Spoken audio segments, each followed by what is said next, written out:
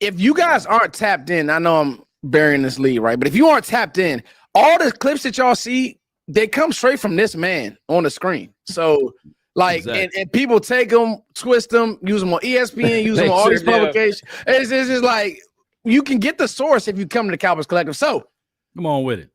And John don't Machado, think what's that I don't the see source? people taking that. The source. the source, and like he said, and listen, we might fight on here, but we're gonna fight for John. Don't be switching his words up.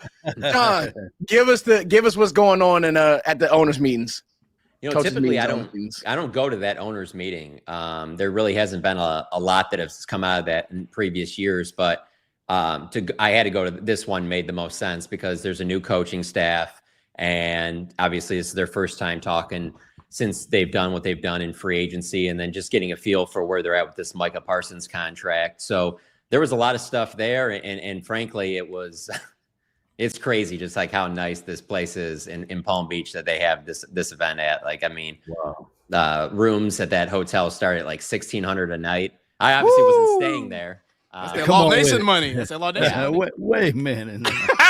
Yeah, beautiful place. It also, when I was there though, it made me think about it gave me a good laugh for when I just thought about all the people that'll, get mad at reporters and stuff about, you need to hold these guys accountable. And I'm just like, they don't live in our world. They don't care what we say, like they really don't. They're going to do what they want to do. And that's clearly the case with the Jones family. Like, they're going to run the Dallas Cowboys the way they want to run it. Keep in mind, even at a place that starts bare bones, $1,600 a night, the Joneses didn't even stay there. They stayed on Jerry's yacht. So, I mean, they're just wow. on a different level than a lot of these folks. You said they didn't stay at the hotel. They stayed at his yacht. Yeah. Stayed at his yacht. Yeah. Boy. Hey, that's why Jerry walked in holding his nads. Okay. So, but anyway, I thought it was really good because we got Stephen Jones a couple times, Brian Schottenheimer there, talking to him on and off the record. And then the same thing, obviously, with Jerry. The thing with Jerry is that whenever he's in those situations, it's not just he's talking to us. It just a reporter from other team after another, they'll go up to him and ask him league-wide stuff just because he just doesn't really turn people away too much. And so I'll say this, anybody that, like, when he didn't talk at the combine, I got some people saying that, well, maybe it's something health related. I don't get that sense at all. He seems the same Jerry Jones I've seen over the last 4 or 5 years. So the Micah Parsons thing I don't think it's even close, was the biggest thing to come out of that. Just the way he talked about the dealings with Micah directly, and then with not knowing who David Mulligetta is, which is just so ridiculous to even believe. But that was the biggest news maker, because not only do you not hear other owners, general managers talk like that, but Jerry talked for, it was almost 35 minutes.